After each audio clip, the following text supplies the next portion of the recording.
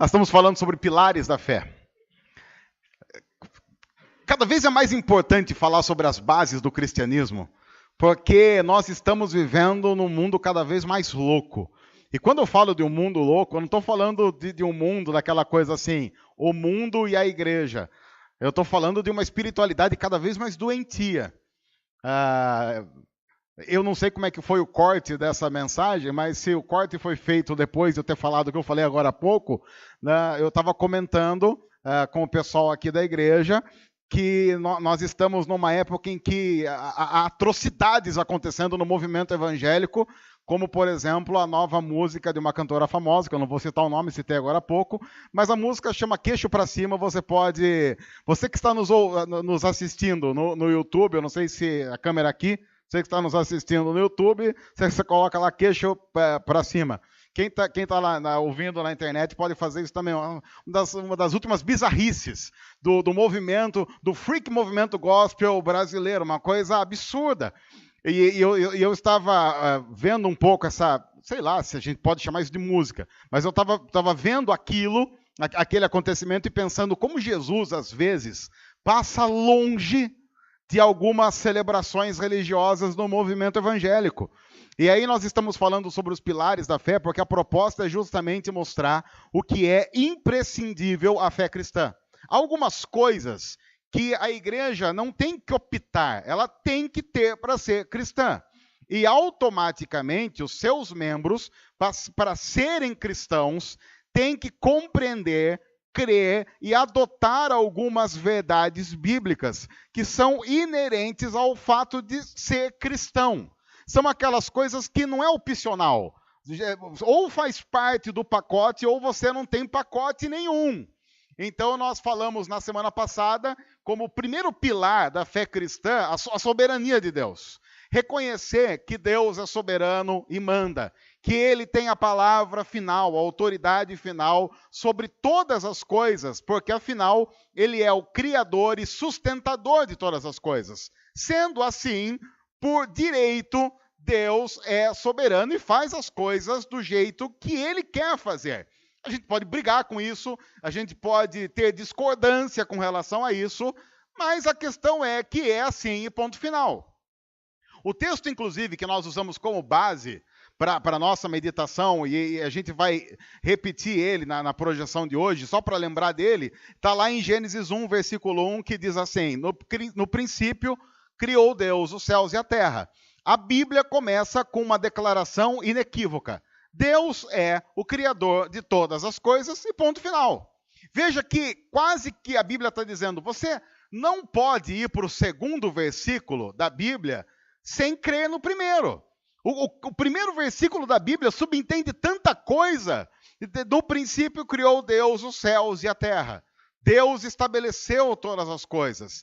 Deus tem a palavra final, Deus é a autoridade final. Deus estabeleceu todos os processos, tudo o que está envolvido na criação. E aí, então, nós, como fruto da criação de Deus, como servos desse Deus, nos submetemos a Ele. Deus é soberano e ponto final. Hoje, nós vamos continuar um pouco dessa história, falando sobre algo que não está na moda.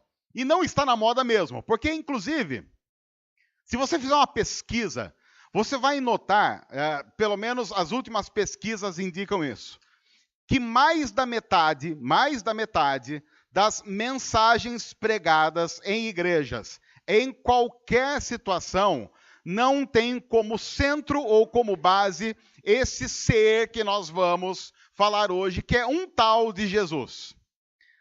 É importante dizer isso porque, se você olhar para os pregadores da TV, você vai conseguir notar que você consegue acompanhar mensagens, ditas mensagens cristãs na TV, durante 20, 30, 40 minutos, sem que o nome de Jesus seja citado uma única vez.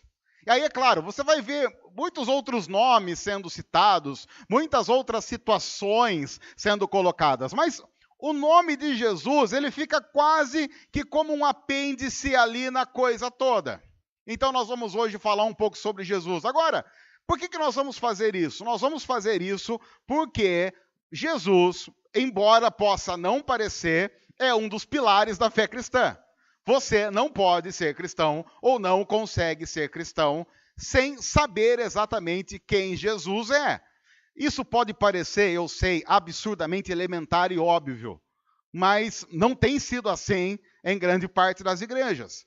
Porque, inclusive, se você fizer uma pesquisa em muitas igrejas, pedindo que as pessoas apenas respondam no papel quem é Jesus, você vai encontrar respostas assim, do tipo, Jesus é o grande mestre do amor. Sei lá.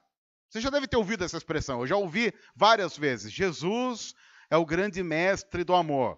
Você vai notar que a expressão Jesus é o grande mestre do amor é a típica expressão que sai do nada para lugar nenhum, porque ela não quer dizer muita coisa. Dizer, Jesus é o grande mestre do amor, pode significar tanta coisa.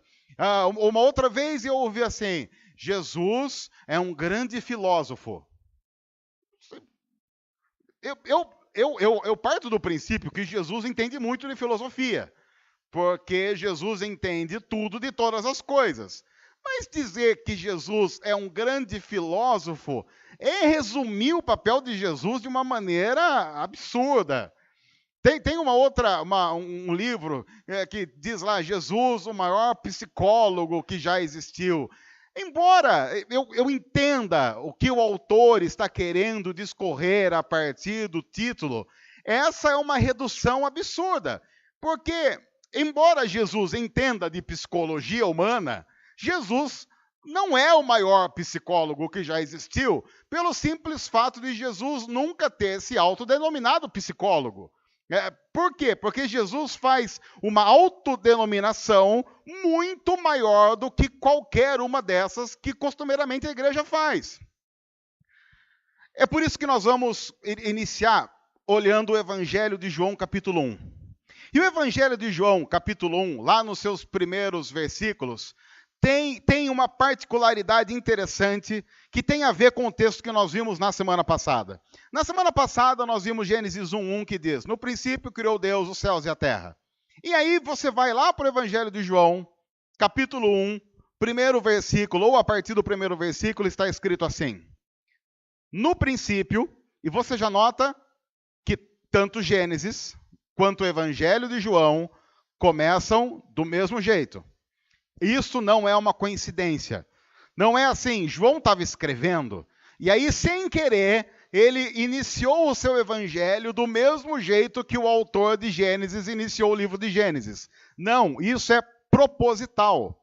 Porque você tem que lembrar que na cultura hebraica, na Bíblia, a expressão inicial de um livro dá nome ao livro. Deixa eu explicar isso de uma forma bem clara. O livro de Gênesis, para alguém da cultura, da época da Bíblia, não chama Gênesis. Se você perguntar para um judeu acostumado à literatura bíblica e perguntar para ele, como é que chama o primeiro livro da Bíblia? O que ele vai responder? O primeiro livro da Bíblia chama-se No Princípio.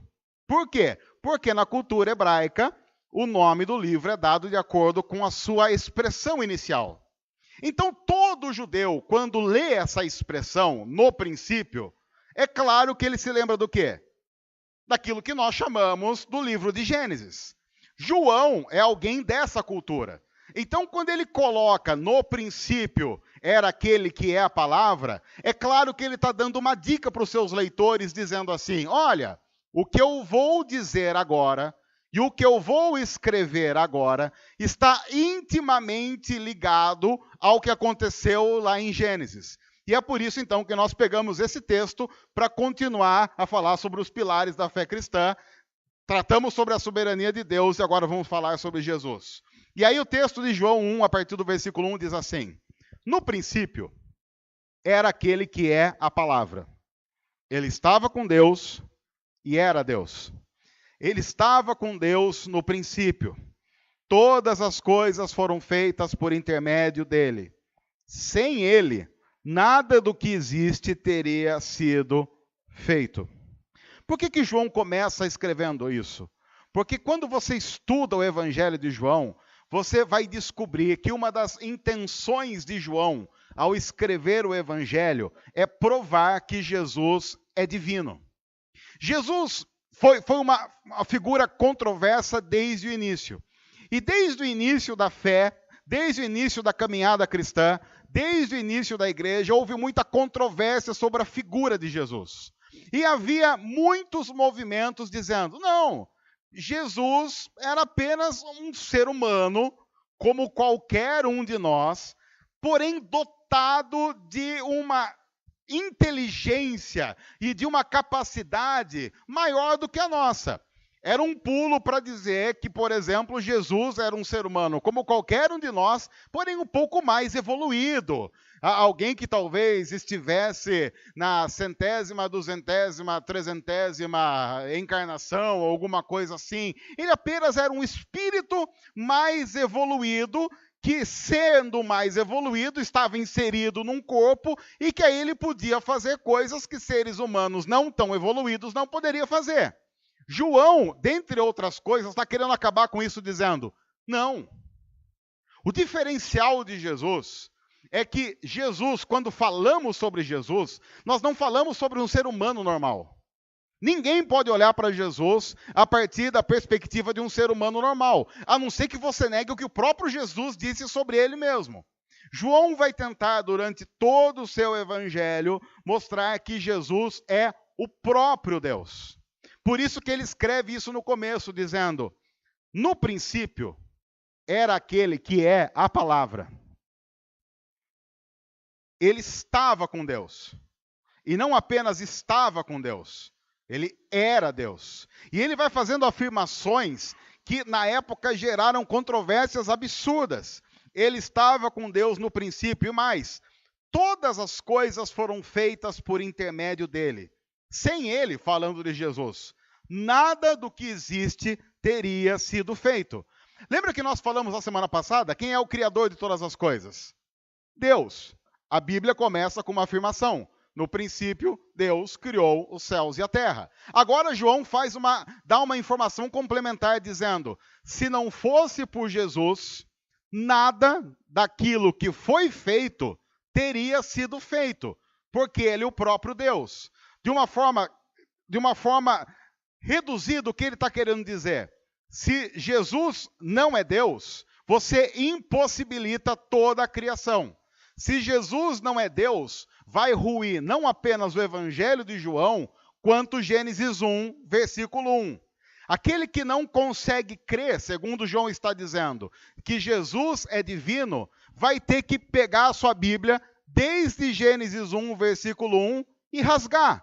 Porque a Bíblia parte de um pressuposto. Deus é criador de todas as coisas e a revelação bíblica vai mostrando que esse Deus é também Jesus. É a história da Trindade, lembra? Aquela coisa complicada de Deus ser um e três ao mesmo tempo. Deus Pai, Deus Filho e Deus Espírito Santo. É por isso que João, se você dissesse para ele, Jesus é o mestre do amor, ele diria, não, Jesus é Deus. Jesus é um grande psicólogo. Não, Jesus não é um grande psicólogo. Jesus é Deus. Veja que se você fizer qualquer afirmação menor que essa, você está reduzindo Jesus a uma coisa que ele não é, que está incluído em algo maior. Mas dizer, por exemplo, Jesus é um grande mestre da sabedoria mundial. Segundo a Bíblia, se Deus é Deus e Jesus é Deus, então Jesus não é um grande mestre da sabedoria mundial. Ele é a própria sabedoria. Ele não é um mestre naquilo, ele é a essência de tudo aquilo, ele é maior do que tudo aquilo. Veja que isso é importante para determinar um parâmetro fundamental. Quando a igreja se reúne em nome de Jesus, ela está fazendo algo que tem a ver com o próprio Deus. Tanto que logo mais à frente, João vai dizer isso, versículo 14 de João 1. Aquele que é a palavra, aquele que é o próprio Deus, aquele que está desde o princípio com Deus, aquele que fez todas as coisas, tornou-se carne e viveu entre nós. Nós vimos a sua glória, glória como do unigênito vindo do Pai, cheio de graça e de verdade. Aí então João vai dizer, mas você tem o lado divino de Jesus. Mas você não pode se esquecer que na história, esse mesmo Deus se tornou carne e viveu entre nós. Fica fácil para a gente lembrar disso, porque a gente lembra de Natal, aquela celebração insuportavelmente chata que a gente tornou o Natal, aquela coisa louca que vai chegar dezembro, você vai ficar indo pro comércio louco para comprar coisas inúteis que você não gostaria de dar nem receber, para depois ficar naquela celebração cheia de aquela coisa que nós tornamos o Natal, que tem a ver com um dos maiores atos da história. Deus torna-se gente como qualquer um de nós. João está estabelecendo aqui um princípio interessante. Jesus é Deus.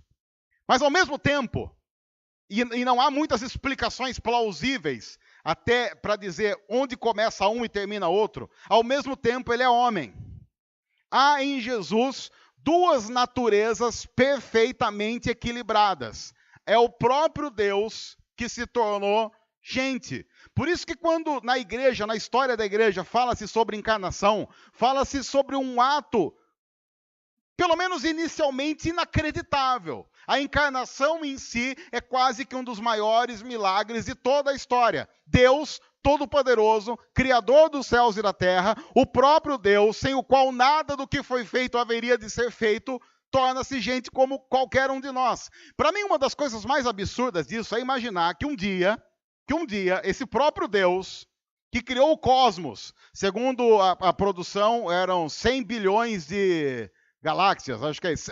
O Deus que criou 100 bilhões de galáxias, pelo menos, segundo a produção, aquilo que segundo a super interessante e a super produção, aquilo, e o pessoal vai descobrir mais. O universo visível, universo visível, isso é importante, porque há um universo que a gente não vê ainda. As luzes não chegam lá, olha aqui, tá vendo? Você vê que o ajuntamento é cultura. Você vê que a luz chega até lá, você vê que luz, hein? Essa é de 100 watts, pelo menos. 100 bilhões de galáxias. O mesmo Deus, que é Jesus, que criou 100 bilhões de galáxias, se tornou um bebê que tem a bunda suja de cocô, que Maria tem que limpar. Isso é estranho.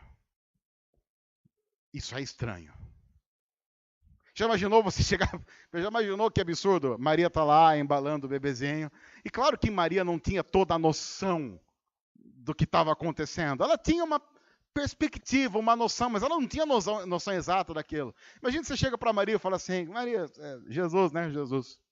Interessante, né? Maria, você sabia que esse bebê que você está carregando no colo, quase caindo, criou 100 bilhões de galáxias? Primeiro, ela não sabe nem o que é galáxia. E aí você fala para Maria, não vai derrubar, hein? Porque quebrar a perninha do próprio Deus é complicado. Complicado aí. O criador de 100 bilhões de galáxias tem braços desconexos.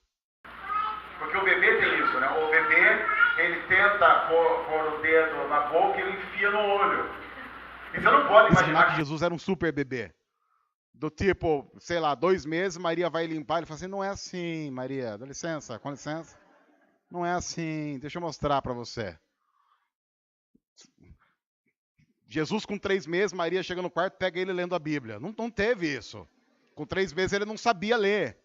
É interessante imaginar que aquele que é a palavra precisou ser alfabetizado. As coisas absurdas da encarnação. Veja que nós estamos tratando de algo que quando você pensa de uma maneira prática, você diz, isso é muito estranho. É muito estranho imaginar ainda que, segundo a Bíblia, isso aconteceu por nossa causa. Porque nós pecamos, rompemos com Deus, e a Bíblia diz que o pecado gera morte. E Deus resolve intervir na história, se tornando gente como qualquer um de nós, se tornando ser humano como qualquer um de nós, para assumir o nosso lugar de morte na cruz. Aí você pensa, o próprio Deus tendo que passar por absurdos. Porque, lembra de quando você era adolescente? A Bíblia não diz exatamente como Jesus era como adolescente, mas ele era adolescente. Ele foi adolescente. O que significa dizer que ele tinha a malemolência de um adolescente.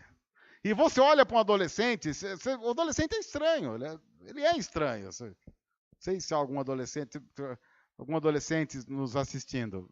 Vai passar. Hora que melhora. Já imaginou? Para ir para a cruz. João está estabelecendo que aquele que nasce numa manjedoura, cresce, é aquele que sabia e podia todas as coisas, mesmo que limitado a um corpo humano, e que decidiu ir até o fim em obediência. O próprio Deus assumindo o nosso lugar na cruz. E assumiu o nosso lugar na cruz como humano. Dentre outras coisas, por isso, e eu acho que a gente precisa resgatar um pouco desse Jesus humano, é que João 11, o próprio João, um pouco mais para frente, quando ele vai falar da morte de um amigo de Jesus chamado Lázaro, há um versículo em João 11:35 que nos comove muito, que é um versículo simples, dá para você decorar. João 11:35 diz simplesmente assim: Jesus chorou. Chorar é algo inerentemente humano. Jesus chorou. Ou então, quando você vai para Mateus, um outro evangelista, no capítulo 4, versículo 2, diz assim: depois de jejuar 40 dias e 40 noites, Jesus teve fome. Aquele que é o Criador e sustentador de todas as coisas, tem fome, tem sede, chora, se entristece, se decepciona. Agora, por que isso é importante para a igreja? Isso é importante para a igreja porque quando nós nos reunimos em nome de Jesus e quando nós adoramos a Jesus, nós adoramos e servimos um Deus que compreende todas as nossas mazelas e que pode compadecer-se de nós. Quer ver só? Jesus sabe o que é crise financeira.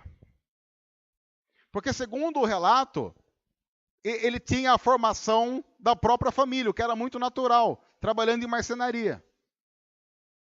Jesus não era rico. E em nenhum momento do seu ministério, Jesus foi rico. Tanto que chega um determinado momento em que ele precisa de uma moeda para exemplificar uma coisa.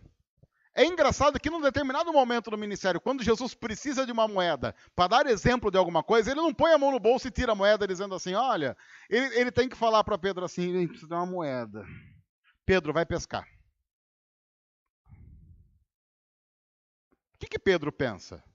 Bom, eu vou pescar, aí eu vou vender o peixe, e eu vou pegar a moeda, para Jesus vai dar um exemplo. Ele pesca o peixe, o que Jesus fala para ele? Enfia a mão na goela do peixe. Aí ele enfia a mão na goela do peixe e sai uma moeda. Ei, só Jesus mesmo, né? Imagine. Imagine depois o pessoal pescando. Toda vez que Pedro pescava um peixe, ele ia lá e nunca tinha mais moeda. Morreu tentando achar moeda em peixe. Imagine. Ele falava, vou achar. Tipo o bilhete da Mega Sena premiado. Jesus fez aquilo só aquela vez.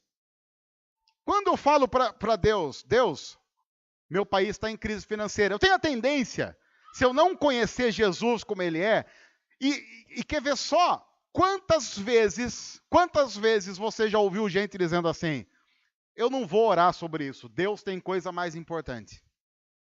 Você já deve ter visto gente na televisão dizendo isso. Não, eu não vou orar sobre isso porque Deus tem coisa mais importante para fazer. Como se Deus não se importasse ou como se Deus nem soubesse o que é aquilo. Do tipo, eu não vou explicar para Deus o que é que eu estou sentindo, porque o que eu estou sentindo é muito pequeno diante da grandeza de Deus. Essas pessoas se esquecem, Jesus se fez homem. Então ele entende tudo aquilo que é inerente ao ser humano. Quando eu digo para Jesus, meu país está em crise. Ele viveu num país em crise.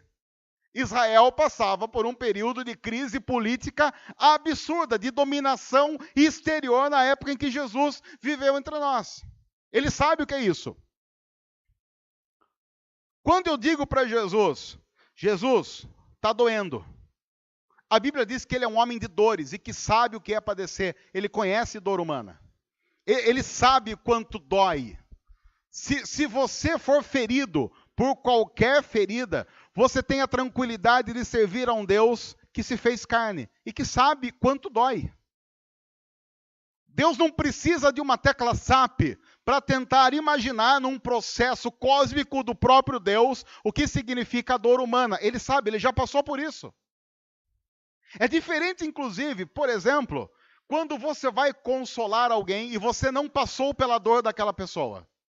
E aí você chega lá, a pessoa fala assim, cara, você não sabe o que eu estou sofrendo. E às vezes a gente diz assim, puxa, eu não sei mesmo o que você está sofrendo, nunca passei pela sua dor, mas eu estou aqui do lado. Se você precisar de alguma coisa, estamos juntos. Jesus não é esse tipo de pessoa. Jesus é aquele que você pode chegar para ele e dizer assim, Jesus, eu estou passando por isso. E ele vai dizer, eu sei, eu já passei por isso.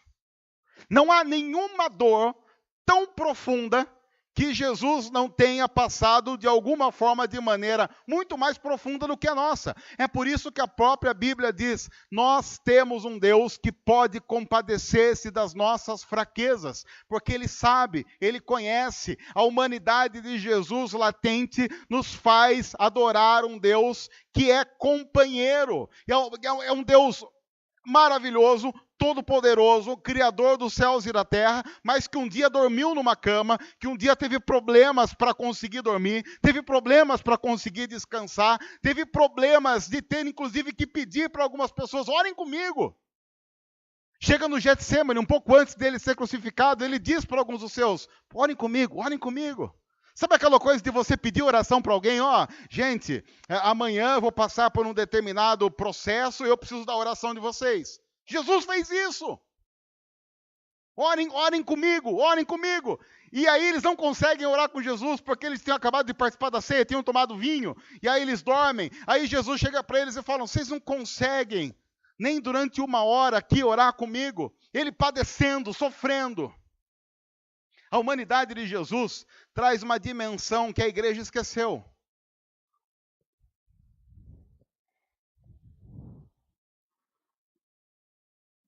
Quando eu tenho dor na alma, eu estou diante de um Deus que foi traído e humilhado. Cuspiram em Jesus.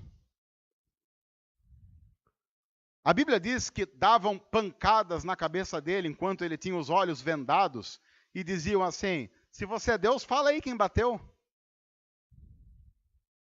Já imaginou?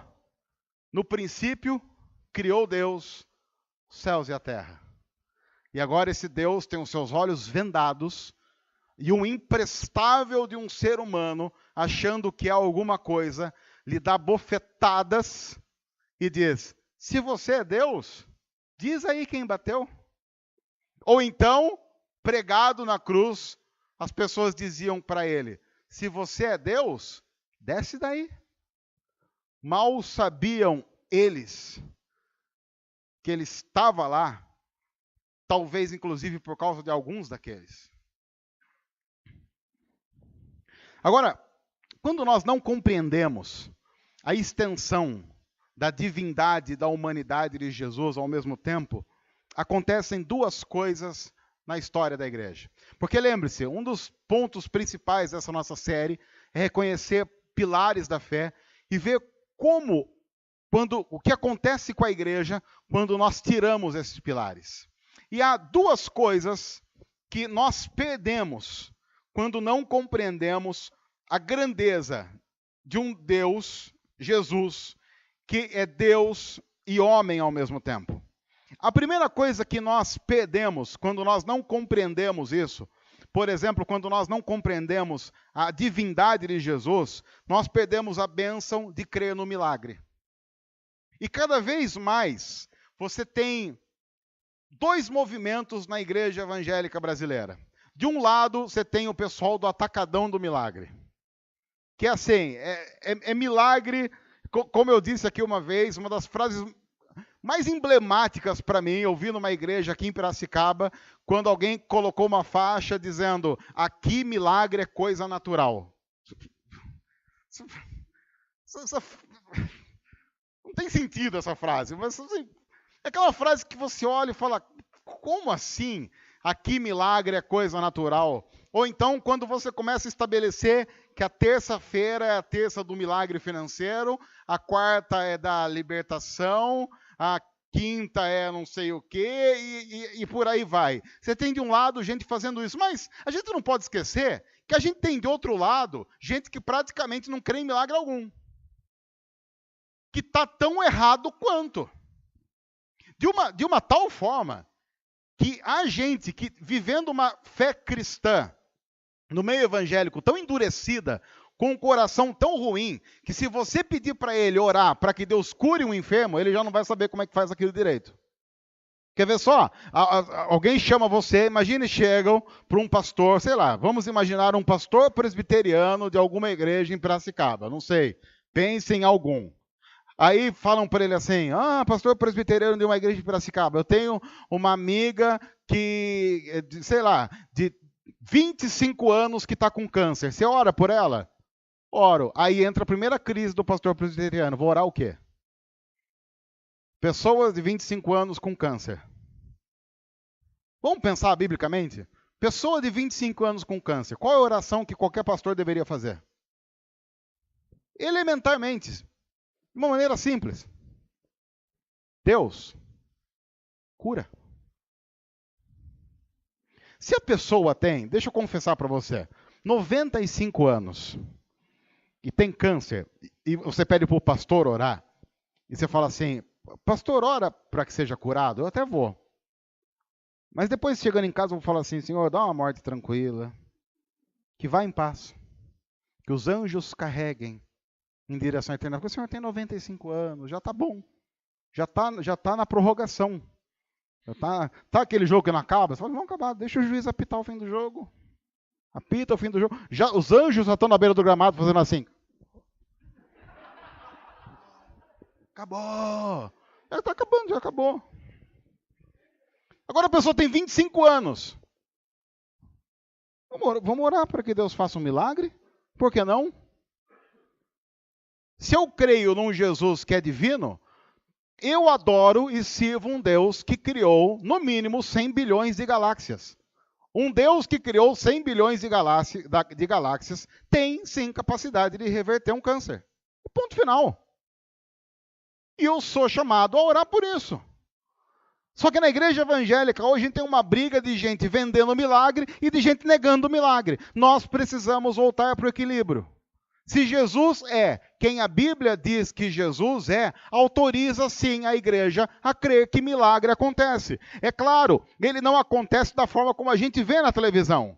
Mas nós não temos autoridade, pelo mau uso do milagre, de dizer que milagre não acontece. Estou cansado de ver milagre acontecendo. Inclusive, tem uns pé rapados que passam no vestibular e falam assim, que milagre. O irmão, relaxado, meio burrinho até, passa no vestibular e fala, milagre. Deus está operando os milagres aí que eu vou te dizer. Você vai no Facebook, você olha lá o irmão, mal acabado. Mas mal acabado que é uma coisa. Aí você olha a mulher dele e fala, milagre? Você fala, milagre. Deus aqui operou um milagre de uma maneira muito clara, agiu na vida do sujeito. Aí já tem vocês que não prestam, falando assim, pastor dando testemunho. Aí porque vocês têm um coração ruim e não prestam. Estão pensando isso. Gente, a Bíblia diz, inclusive, Jesus dizendo isso, onde estiverem 2 ou 3 reunidos em meu nome, ali estou no meio deles.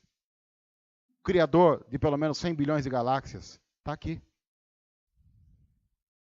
Que autoridade eu tenho para não acreditar que ele pode fazer com que milagres aconteçam? Tudo bem, eu sei que ele faz do jeito que ele quiser, mas ele faz. Isso faz com que a igreja tenha uma dinâmica totalmente diferente de qualquer outra organização que você possa imaginar. Nós somos uma organização que tem, sim, os pés no chão, mas que tem a mente totalmente voltada para a possibilidade de intervenção de Deus na história. Ele já fez isso. A maior crença de que Deus pode intervir na história está lá em João 1, versículo 14. E o verbo, a palavra, se fez carne e habitou entre nós.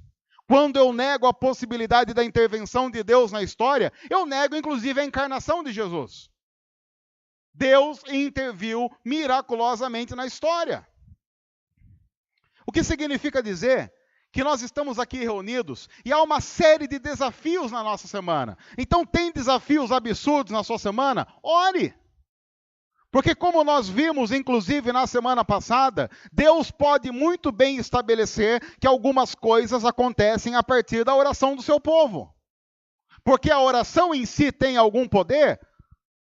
Em si mesma ela não tem, mas tem o poder que Deus outorga a ela. Assim a Bíblia diz que a oração do justo é eficaz, porque Deus determinou que a oração do justo é eficaz. O justo ora e diz: Deus, nós precisamos que o Senhor venha intervir em nossa história. Nós precisamos que o Senhor abra portas. Nós precisamos que o Senhor cure. Nós precisamos ser uma igreja não alienada. E quando nós falamos de uma igreja não alienada, nós estamos falando de uma igreja que conhece as implicações políticas da história da igreja, mas que também não é alienada quanto ao milagre. Porque uma igreja não pode ser alienada com relação à política do mundo em que ela está inserido, mas também da realidade espiritual que a Bíblia diz. E as igrejas parecem que têm feito opções. É por isso que, em segundo lugar, quando nós não compreendemos a humanidade e a divindade de Jesus ao mesmo tempo, nós perdemos os nossos pés no chão e passamos a viver de maneira totalmente alienada. Porque Jesus tratou de todos os problemas que a igreja enfrenta na sociedade em que ela está inserida. Quer ver só? Jesus tinha que lidar com a pobreza? Tinha. Jesus tinha que lidar com marginalizados? Tinha. Jesus tinha que lidar com excluídos? Tinha. Jesus lidou com a escória? Lidou. O fato de Jesus ter lidado com eles não autoriza a igreja a não fazê-lo. Porque a igreja faz o que Jesus fez.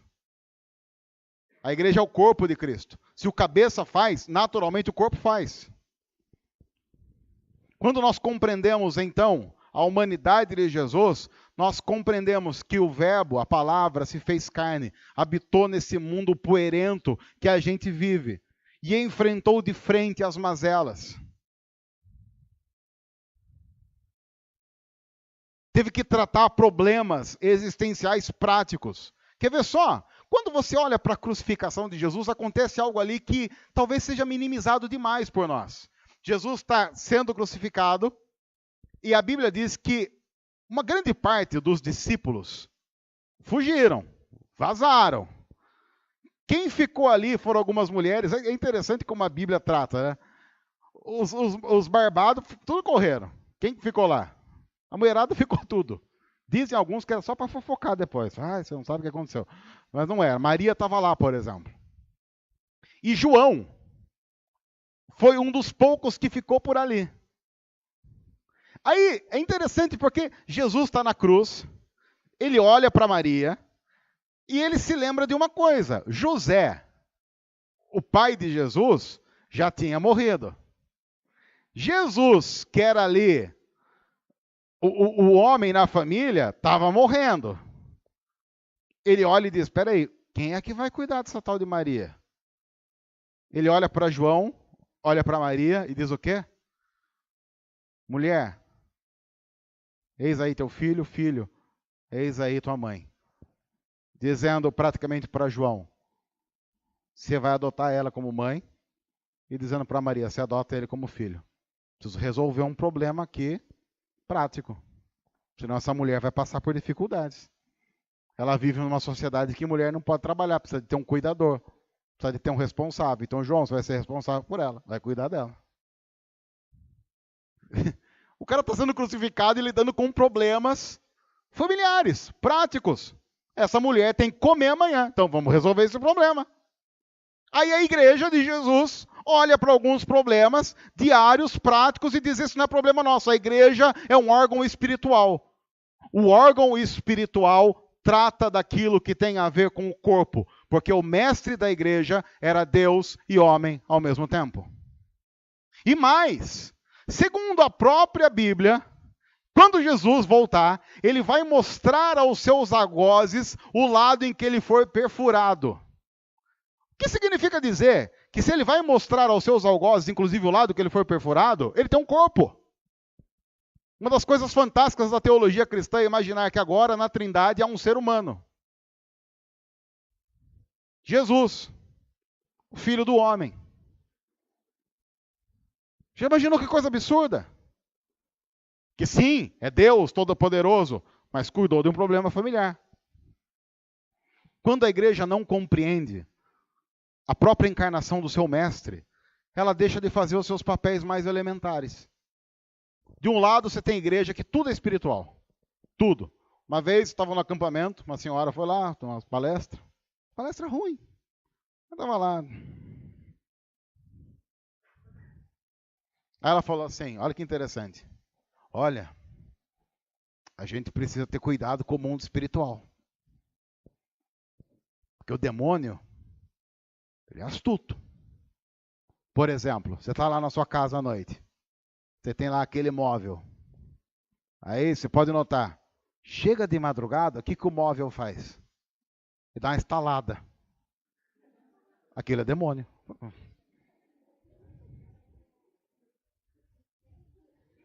Eu pensei,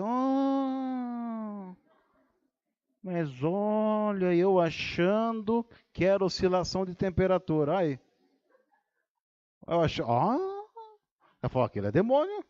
Falam que não é, mas é. Aí teve uma outra época que o pessoal falava que dependendo do programa que você assistia na televisão, o demônio entrava pelo programa. Eu falei, meu Deus do céu, é Poltergeist. Eu lembro, assisti isso daí, Poltergeist. Poltergeist, eu lembro um filme, lembra a produção? Poltergeist, filmaço. Inclusive, todos os atores que fizeram Poltergeist morreram. Por quê? Porque era demônio. Que entra pela televisão, era, por exemplo, tinha alguns programas preferidos do pessoal que achava que demônio entrava pela televisão. Xuxa era um. Xuxa entrava demônio direto. Lá, era demônio que entrava até. Tinha uns outros, eu não lembro. O Pokémon. O Pokémon. Fica aí a dica. Pokémon, essas coisas. Tem um pessoal que espiritualiza tudo. Que não dá. Mas de um lado tem um pessoal que não espiritualiza nada.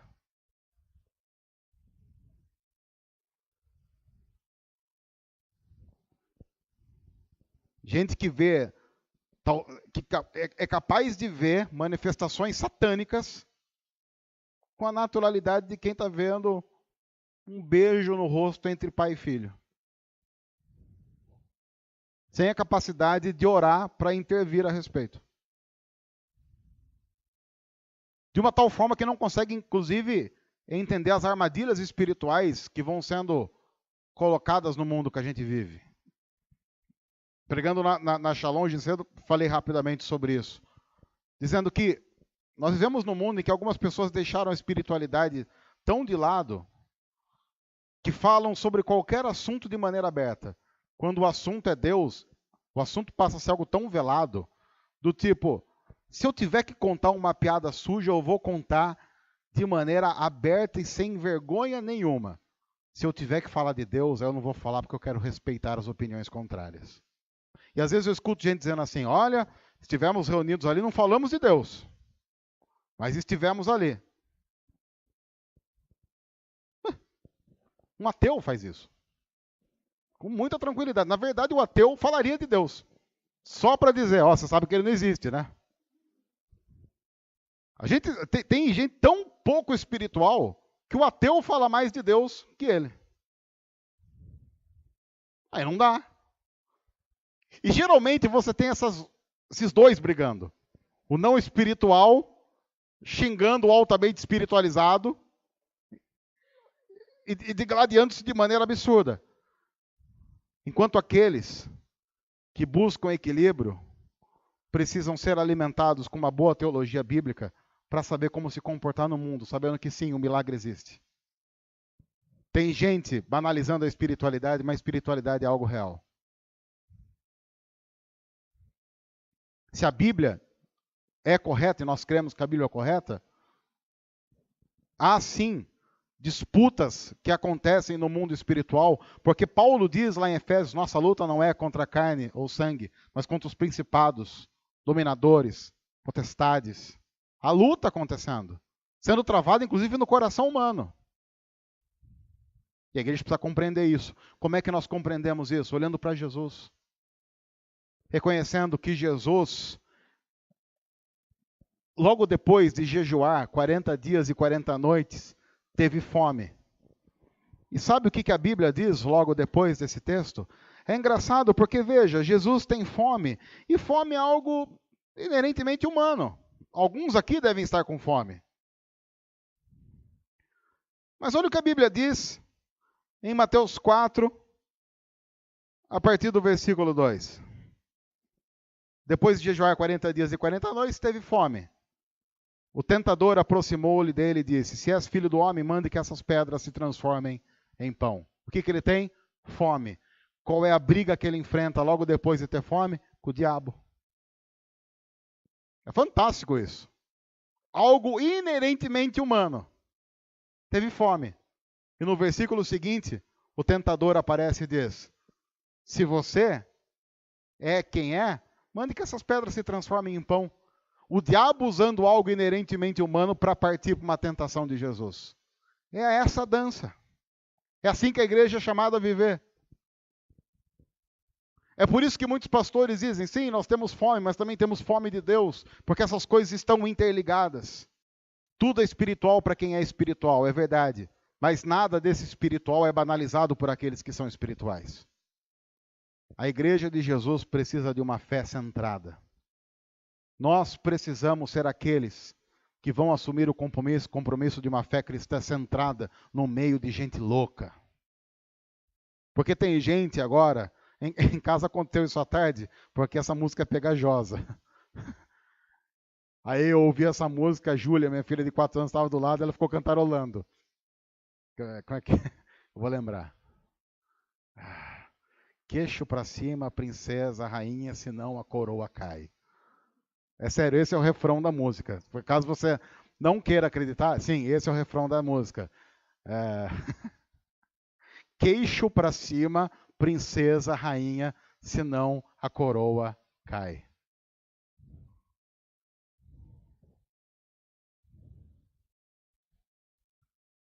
Estão ridicularizando a fé cristã. De uma forma absurda. E outros flertando com o liberalismo teológico, negando tudo também que é inerente à fé cristã. Que o Senhor nos ajude para não sermos assim. Para sermos aqueles que podem caminhar de maneira equilibrada. E que amanhã de manhã, a gente vai levantar, vai escovar os dentes, vai tomar café, vai fazer tudo aquilo que muitos aqui vão lá de manhã. Como é que eu posso dizer isso de maneira humana? Fazer cocô, no caso. Vamos lá.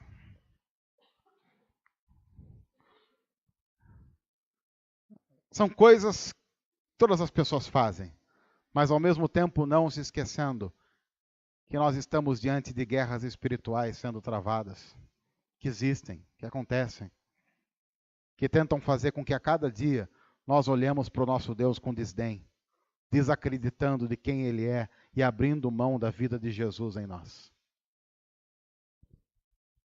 Qual é o maior incentivo para a gente lembrar disso? O próprio Jesus, que teve fome e foi atacado pelo diabo. Mas que você vai lendo o texto de Mateus, como é que ele vence tudo isso? Pela palavra de Deus, pela submissão a Deus, pela vontade do Pai. Esse é o chamado para a igreja que quer vivenciar os pilares essenciais da fé. Se tiram isso de nós, a gente vai ruir. E muita igreja tem ruído por falta de pilar de fé. Que Deus nos ajude. Deus faz em nós pessoas que compreendam a grandeza do chamado, a importância do chamado, e que compreendam a importância da centralidade de uma fé bíblica no caminhar diário, para que possamos caminhar juntos para a glória do Senhor, para o louvor do Senhor, tendo Jesus como cabeça. No nome de quem nós oramos. Amém.